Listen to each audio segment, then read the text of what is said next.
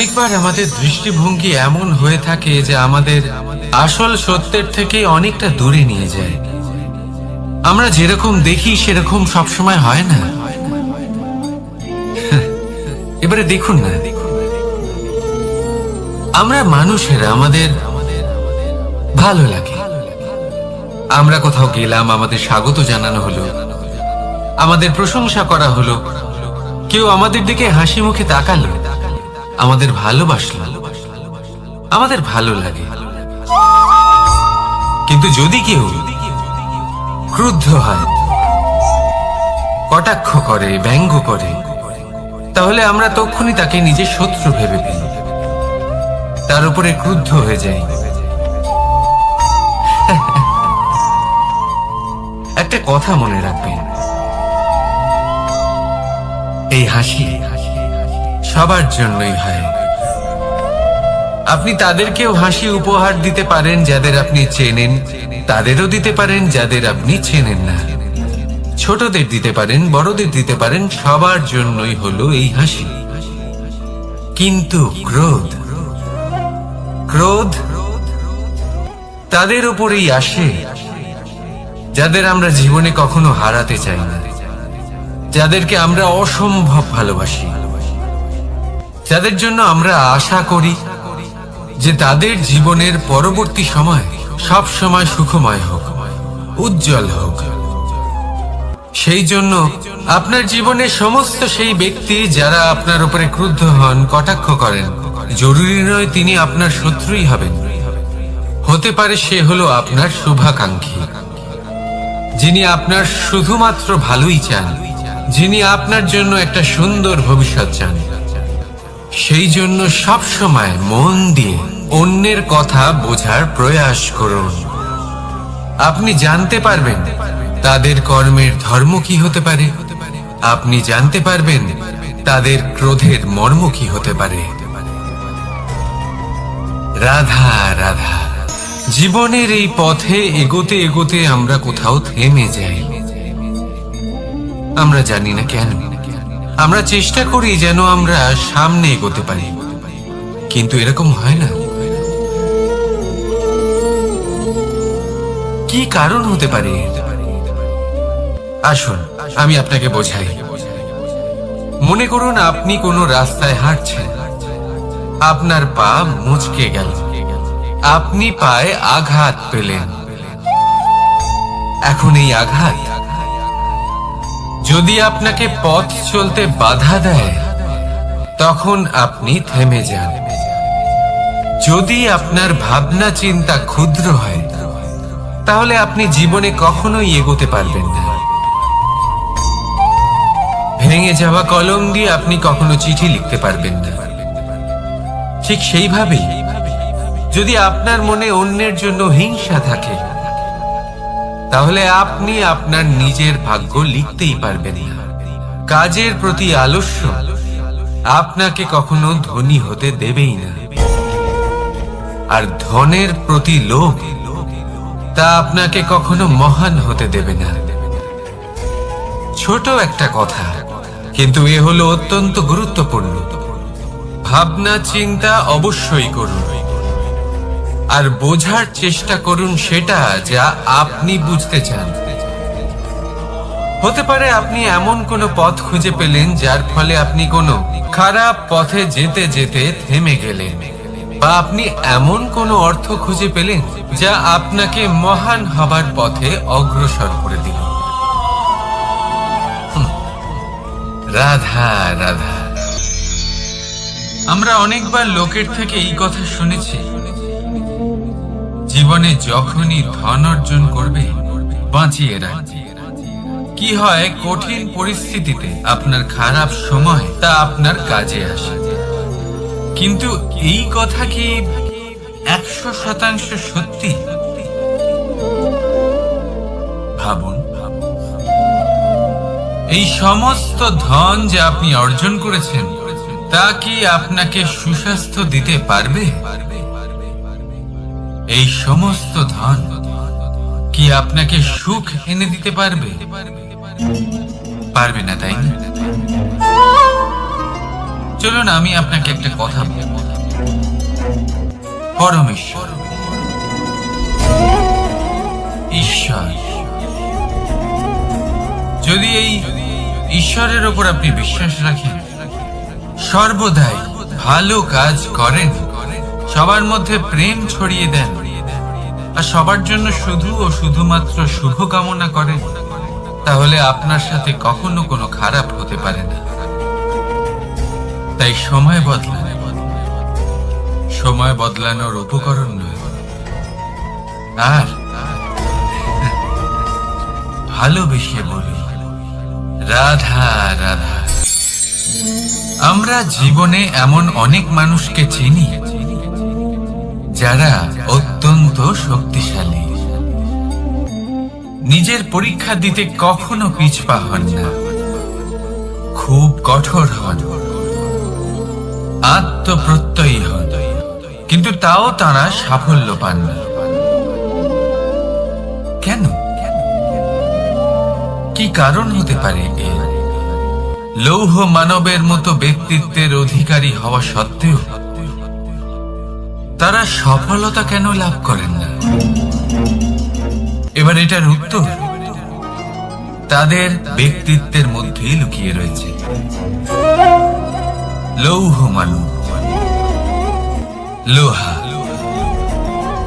আপনি কখনো লোহাকে দেখে থাকবেন, অত্যন্ত শক্তিশালী, অত্যন্ত কঠিন, কিন্তু শুধু তখনই যখন সেটা শান্ত থাকে, শীতল থাকে।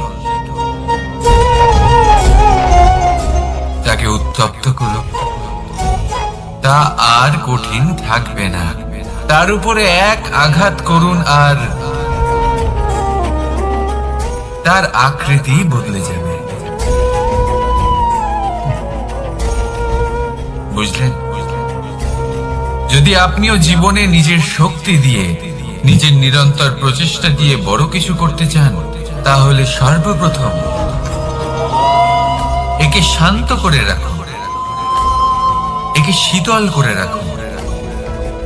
জীবনে যা পেয়েছেন তাতেই সন্তুষ্টি পেতে শিখুন। এই ক্রোধের তাপে নিজেকে বদলাবেন না। চিনতে শিখুন সেই চিন্তাগুলো যা ক্রোধ বাড়িয়ে দেয়, আর সেইগুলোকে শেষ করে দিন, নয়তো সেই রাগ আপনার পতন অবশ্যই ঘটাবে। রাধা রাধা। আপনি কখনো জীবনে সূর্যোদয় দেখেছেন? কত প্রশান্তিদায়ক, কত শক্তিদায়ক হয়। মনের মধ্যে যেন একটা নতুন প্রেরণা দান করে, একটা নতুন উৎসাহ। কিন্তু যদি আপনি উঠতে দেরি করেন, তাহলে আপনি এই সূর্যোদয় দেখতেই পাবেন না। ঠিক এরকমই হয় আমাদের জীবনেও। সুযোগ সূর্যোদয়ের মতো। যদি আপনি আপনার জীবনে দরকারের চেয়ে বেশি অপেক্ষা করেন এই সুযোগের সদ্ব্যবহার করতে, তাহলে এই সুযোগ আপনার অপেক্ষা কখনোই করবে না, তা চলে যাবে। সেই জন্য এদের সামনে রাখুন। সঠিক সময় আসলে এই সুযোগের সদ্ব্যবহার করুন, নিজের কর্মকে সম্পূর্ণরূপে সার্থক করুন। এটাকে এক মুহূর্তের মতো দেখুন। যদি এরকম করেন, তাহলে জীবনও সূর্যোদয়ের মতোই হবে। এতে সন্তুষ্টি থাকবে, গৌরব থাকবে, আর থাকবে শান্তি।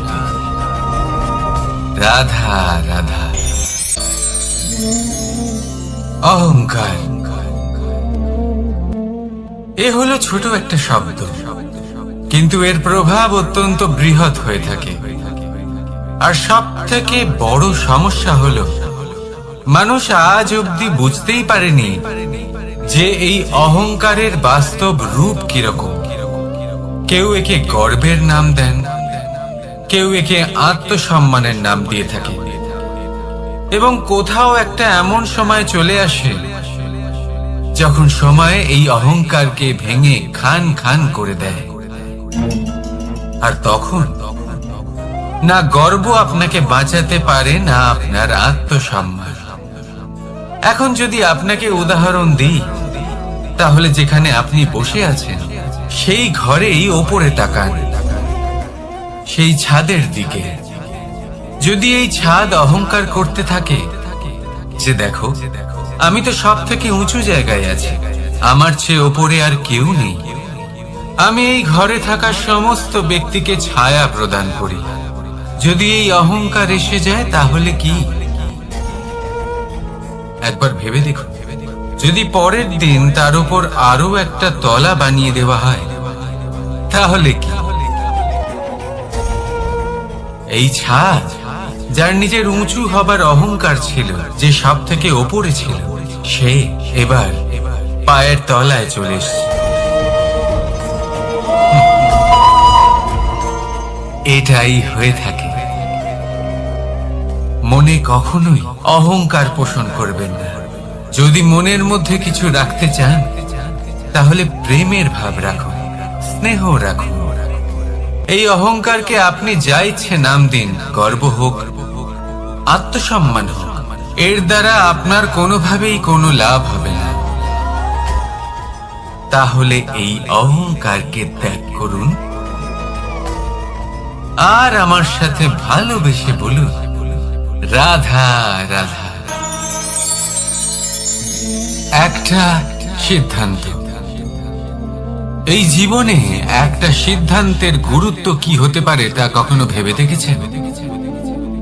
একটা সিদ্ধান্ত সেই ভিত্তি হতে পারে যা আপনার পুরো জীবনকে বদলে দিতে পারে, এই সমস্ত সংসারকে বদলে দিতে পারে, ভবিষ্যৎ বদলে দিতে পারে।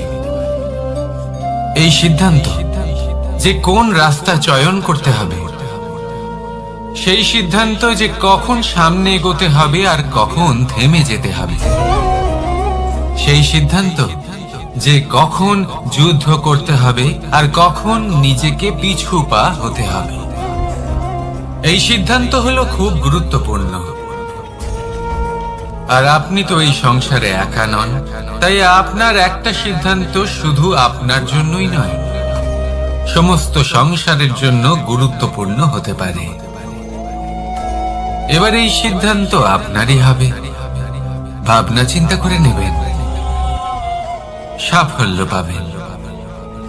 রাধা রাধা। ভবিষ্যৎ। সংসারে এমন কোন ব্যক্তি আছেন যিনি নিজের ভবিষ্যতের বিষয়ে ভাবেন না? যে কেউ ভাবেন আমার ভবিষ্যৎ কিছু এরকম হবে, আমি ভবিষ্যতে এরকম কিছু একটা করব, এই সুবিধা থাকবে, এই আনন্দ পাবো, ইত্যাদি ইত্যাদি। কিন্তু সত্যি বলি, ভবিষ্যতের থেকে বড় ভণ্ড আর কেউ নেই। ভবিষ্যৎ আপনাকে ছেড়ে চলে যাবে, আপনি জানতেও পারবেন না।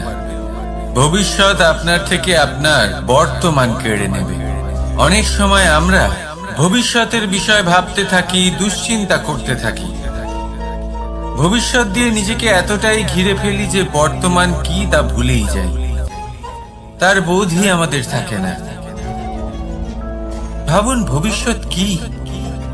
ভবিষ্যৎ হলো সেটাই যা এখনো পর্যন্ত ঘটেনি। বর্তমান হলো সেটা যা এখন ঘটছে। তাহলে যা এখনো ঘটেইনি তার বিষয়ে দুশ্চিন্তা করে নিজেকে ব্যতিব্যস্ত কেন করছেন? এই বর্তমান, এটাই হলো গুরুত্বপূর্ণ। এর উপরে সমস্ত ভাবনা কেন্দ্রীভূত করুন।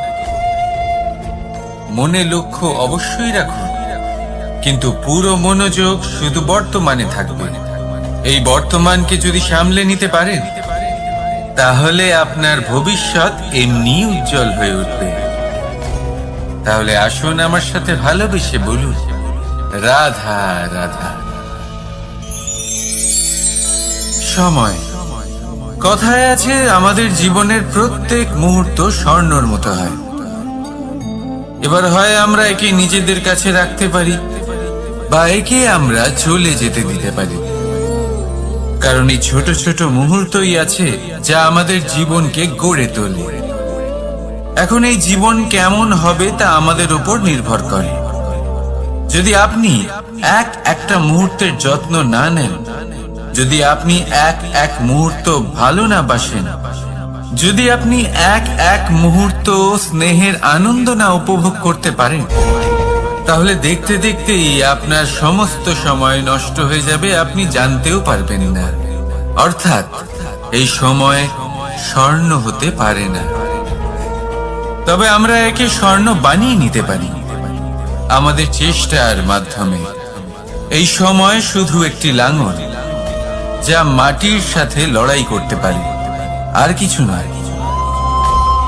একটা অত্যন্ত গুরুত্বপূর্ণ কথা মনে রাখবেন, আপনার কাছে শুধু সময় আছে। এবার আপনি এটা দিয়ে স্বর্ণ বানাবেন,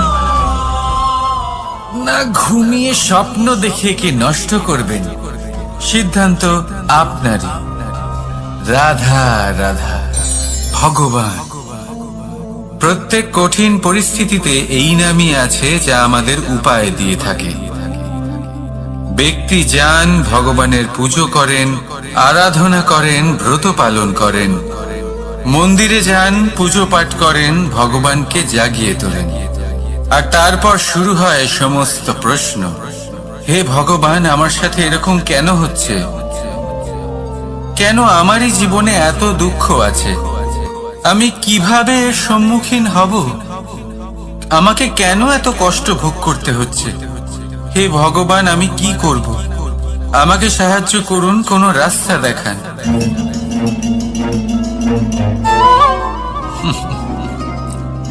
চলুন আমি আপনাকে একটা প্রশ্ন করি।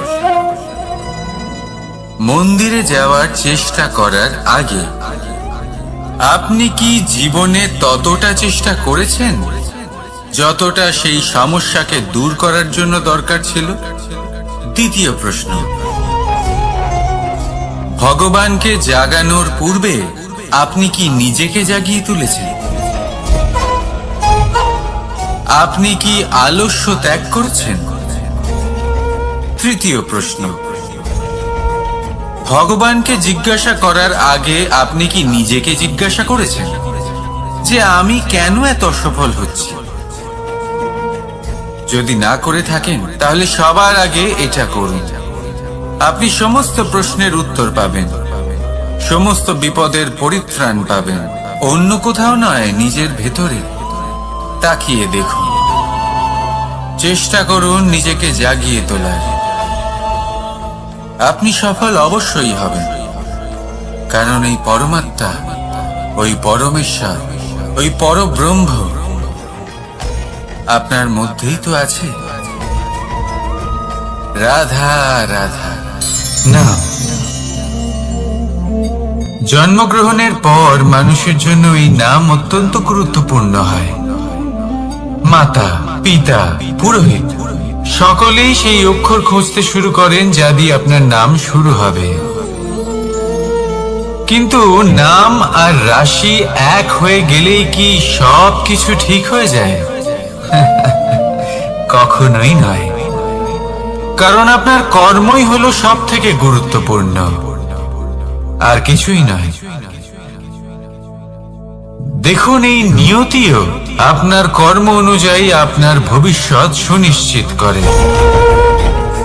যদি আপনাকে উদাহরণ দিই তাহলে ভাবুন, একদিকে ছিলেন রাম আর অন্যদিকে রাবণ। দুজনেরই নাম শুরু হয় র দিয়ে, কিন্তু একজন পেলেন এক ভয়ানক পরিণতি, আর অন্যজন সমগ্র সংসারের মনে চিরস্মরণীয় হলেন।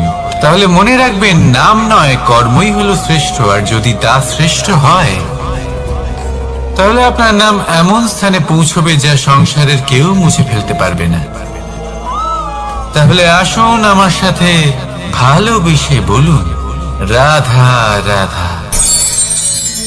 অনেক সময় যখন আমরা কর্ম করি, সাফল্য লাভ করি, কঠিন পরীক্ষায় উত্তীর্ণ হই, বড় কাজ করি, আমাদের মনে হয় এই সংসার আমাদের একটু প্রশংসা করুক, ভালো লাগে।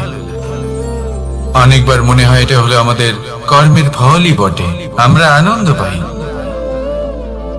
কিন্তু যখন আমরা এই প্রশংসা পাই না, তখন কি হয়? আমরা দুঃখী হয়ে যাই, ভেঙে পড়ি। মনে হয় যেন আমার জন্য কেউ চিন্তাই করে না। এমন মনে হয় যেন আমাদের আনন্দে অন্য কেউ আনন্দই পায় না। অনেক রকম ভাবনা আসে। কিন্তু আমি আপনাকে একটা প্রশ্ন করতে চাই। আপনি যে কাজই করেন না কেন, যে কর্মই করেন না কেন, তা কি শুধুমাত্র প্রশংসার জন্য করেন? যদি এরকম হয়ে থাকে তাহলে সেই ভাবনা এক্ষুনি ত্যাগ করুন। কারণ এই প্রকৃতি আমাদের অন্য শিক্ষা দেয়।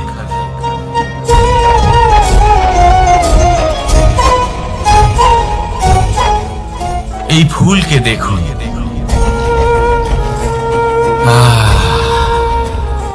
এই যে ফুলের সুবাস, যা আমার মনকে উচ্ছ্বসিত করে তোলে, মনে শক্তির সঞ্চার করে, এই সুগন্ধ। কিন্তু ভেবে দেখুন, ফুলের কিন্তু এই কাজ করার জন্য কোনো প্রশংসারই প্রয়োজন হয় না। এটাই হলো প্রকৃতির শিক্ষা। যিনি সৎ হন, সৎকর্ম করেন, তার কোনো প্রশংসার প্রয়োজন হয় না, কারণ ওনার কর্মই হলো ওনার সুবাস।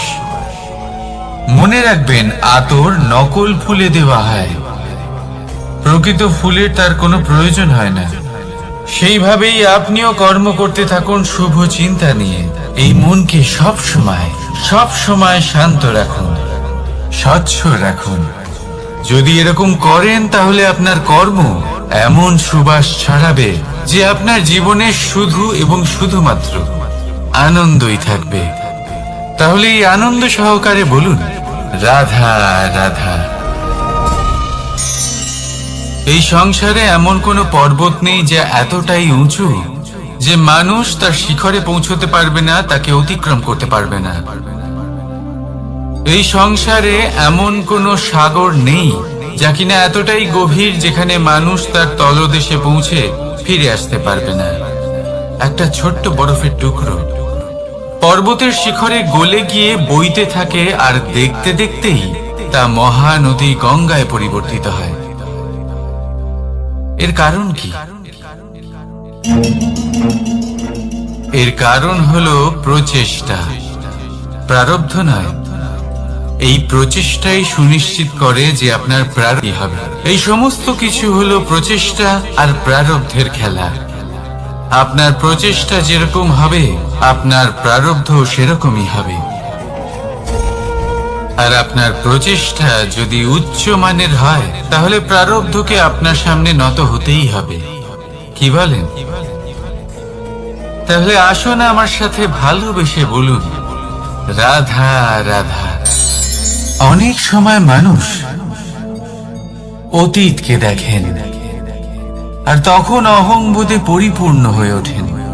কখনো বর্তমানের দিকে তাকান, ভবিষ্যতের দিকে তাকান আর পরিতৃপ্তিতে ভরে ওঠেন। কেন বুঝতে পারেন না একটা সহজ কথা? এই যে সৃষ্টি, এই সৃষ্টি হলো একটা বড় চক্র যা বারংবার আপনার কাছে ফিরে আসবেই। কঠিন থেকে কঠিনতর পরীক্ষায় আপনাকে নিযুক্ত করবে, যাতে আপনাকে উত্তীর্ণ হতেই হবে। যা কাল ছিল তা আজ নেই, এটা সবাই জানেন। যা আজ আছে তা হয়তো কাল থাকবে না, এটাও আপনাকে মেনে নিতে হবে, তাও আবার হাসি মুখে। শান্ত থাকতে শিখুন আর কখনোই মনের মধ্যে অহংকার উৎপন্ন হতে দেবেন না। হতে শিখুন সেই হিমবাহের মতো। হয়তো এই জন্যই এত শীতল থাকে, কারণ ও জানে গতকালও জল রূপে ছিল, আজ বরফ রূপে হয়তো আছে, কিন্তু কাল পুনরায় সে জলেই পরিণত হবে। নিজেকে শান্ত রাখুন। হয়তো আজ আপনি সাফল্যের শিখরে আছেন, হয়তো বা নেই। আপনাকে প্রত্যেক দিন অবশ্যই দেখতে হবে। শুধু নিরন্তর প্রচেষ্টা করতে থাকুন, প্রত্যেক পরিস্থিতির জন্য তৈরি থাকুন, আর একে ভারসাম্যে রাখতে শিখুন। আপনার কাল হোক, আজ হোক বা আগামীকাল, আপনার ভালো দিন হোক বা খারাপ দিন, সব পবিত্র হয়ে যাবে। তাহলে আসুন আর আমার সাথে ভালোবেসে বলুন, রাধা রাধা। দোল উৎসবে এই সমগ্র সংসার রং নিয়ে খেলা করে, কিন্তু এই রঙের সারমর্ম এই সংসার কি জানে? কখনো দেখেছেন একটা চিন্তিত মুখ শুধুমাত্র রঙের স্পর্শ পেয়ে আনন্দিত হয়ে ওঠে? দোলে আমরা কি করি? পুরাতনকে ত্যাগ করি আর নতুনকে স্বাগত জানাই। শিশিরকে বিদায় জানিয়ে এক নতুন ঋতুকে আগমন জানাই। দুশ্চিন্তা দূর করে আসার নতুন রঙে রঙিন হয়ে ওঠা, নিজেকে আনন্দিত করা, এটাই তো হলো দোল। এবার দোলের একটা ব্যাপার আছে, দুটো রঙে একসাথে রঙিন হওয়া যায় না। একটা রং উঠলে তবেই আর একটা রং লাগা সম্ভব। আরো একটা প্রশ্নও রয়েছে, কোন রংকে তুলে দিয়ে কোন রং মাখানো যেতে পারে? যদি আপনাকে উদাহরণ দিই, লোভের এই রং, তা যতক্ষণ লেগে থাকবে আনন্দের রং লাগতে পারবে না। যা হয়েছিল দ্বারকাবাসী এবং সামন্তক মণির মধ্যে। ভ্রান্তির রং যতক্ষণ লেগে থাকবে সত্যের রং লাগতে পারবে না। যা হয়েছে রুক্মিণীর সাথে। আর হিংসার এই রং যতক্ষণ লেগে থাকবে প্রেমের রং ততক্ষণ লাগতেই পারবে না। যা হয় আপনার আমার সবার সাথে। তাহলে আসুন একসাথে মিলে দোল পালন করি এবং সবকিছুর উপরে বিজয় লাভ করি। অন্ধকারের স্থানে আলো, ভ্রান্তির স্থানে সত্যের, হিংসার স্থানে প্রেমের, আর লোভের স্থানে আনন্দের এই সুন্দর রং মাখাই। শত্রুতা, ঘৃণা, হিংসা এই সব কিছু ত্যাগ করি আর সকলের সখা হয়ে উঠি।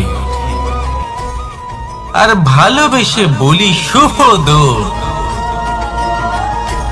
হ্যাঁ, ওটা তো আমরা অবশ্যই বলবো, রাধা রাধা। সংসারে অনেক সময় এরকম হয় যে আমরা খুব সমস্যায় থাকি, খুব বিপদের মধ্যে থাকি। আর সেই সমস্ত মানুষ যারা আমাদের কাছের মানুষ, আমাদের আপনজন, তারা আমাদের ত্যাগ করে চলে যান। আমরা এই সময় দুঃখ পাই, নিরাশ হয়ে পড়ি এবং একা একাই সেই সমস্যাকেও কাটিয়ে উঠি। এবার পরিস্থিতি যেমন খুশি হোক না কেন, সেই সব মানুষ যারা এমন সময় আপনাকে ত্যাগ করেছেন, তাদের প্রতি ক্রুদ্ধ হওয়া, অভিমান করা, এটা অনুচিত। আমি বলবো তাদের প্রতি কৃতজ্ঞ থাকুন। আমি বলবো তাদের ধন্যবাদ জানান যে তারা এমন সময় আপনার সঙ্গ ত্যাগ করেছেন যখন আপনার তাদের সব থেকে বেশি প্রয়োজন ছিল। কারণ দেখুন, হয় তাদের বিশ্বাস ছিল যে আপনি নিজেই এই বিপদ থেকে বেরিয়ে আসতে পারবেন, বা তাদের ত্যাগ করার জন্য আপনি নিজের উৎসাহ বাড়িয়ে তুললেন, আপনি নিজের শক্তি বাড়ালেন এবং নিজে সেই সমস্যা থেকে বেরিয়ে আসলেন। নিজের খারাপ সময়কে আপনি নিজেই ভালো সময় করে তুললেন। শেষ পর্যন্ত আপনি আরো শক্তিশালী হয়ে উঠলেন, আরো শ্রেষ্ঠ হয়ে উঠলেন। আর এটাই তো আপনার বিজয়, যার কারণ হলো তাদের আপনাকে ত্যাগ করা। তাহলে তাদের ধন্যবাদ জানান আর আমার সাথে ভালোবেসে বলুন, রাধা রাধা।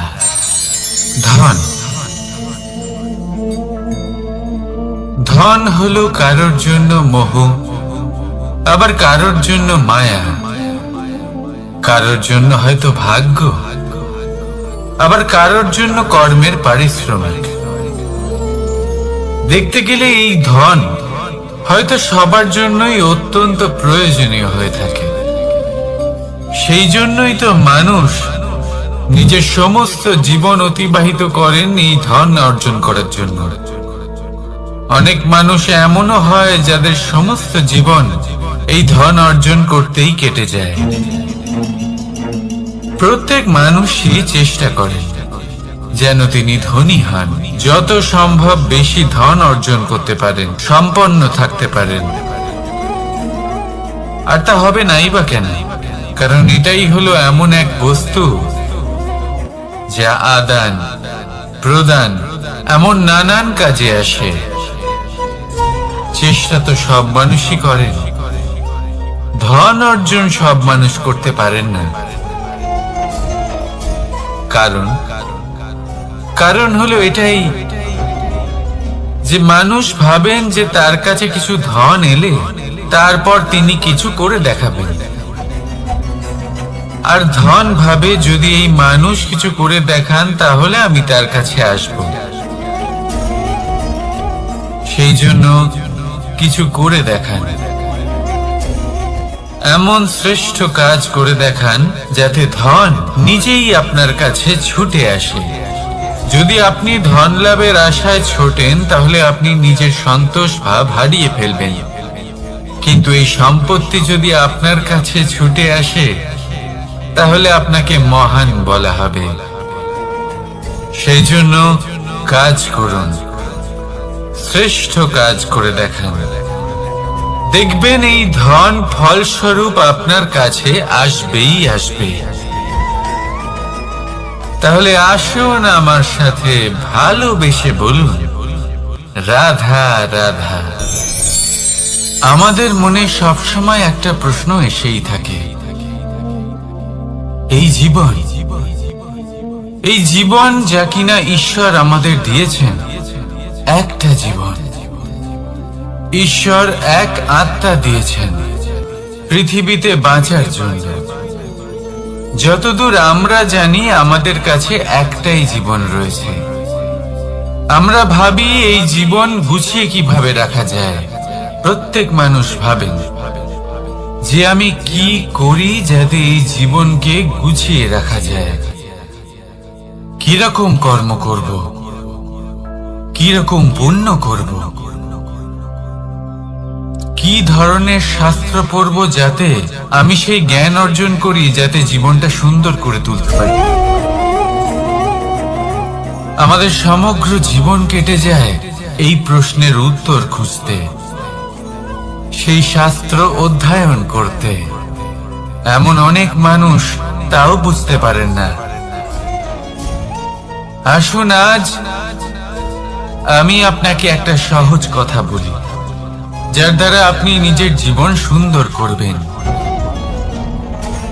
জীবন, জিহ্বা, এদের দুজনেরই হলো একটাই রাশি। জিহ্বা অর্থাৎ আপনার কথা, এই কথাকে সংযত রাখুন, একে সুন্দর করে তুলুন, মধুর কথা বলুন, যতটা সম্ভব একে নিয়ন্ত্রণে রাখুন।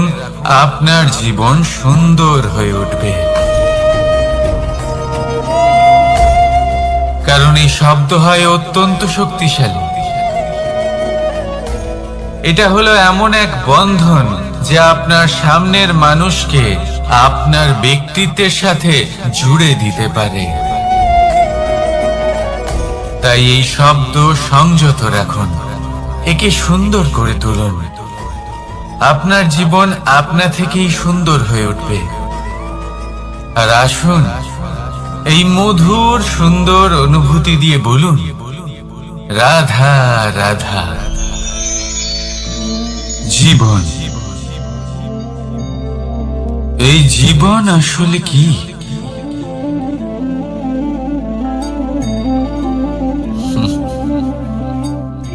এই প্রশ্ন সবার মনেই এসে থাকে। সবার মন এই প্রশ্নের জন্যই চিন্তিত থাকে। এই জীবন আসলে কি? এর উদ্দেশ্য আসলে কি? কি করা যেতে পারে এই জীবনে? এই জীবন কি কিছু পাওয়ার, নাকি এই জীবন কিছু হারাবার?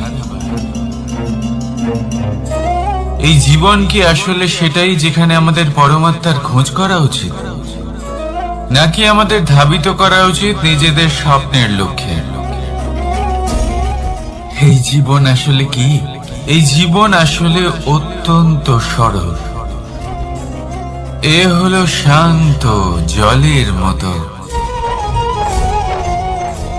একটা আয়নার মতো।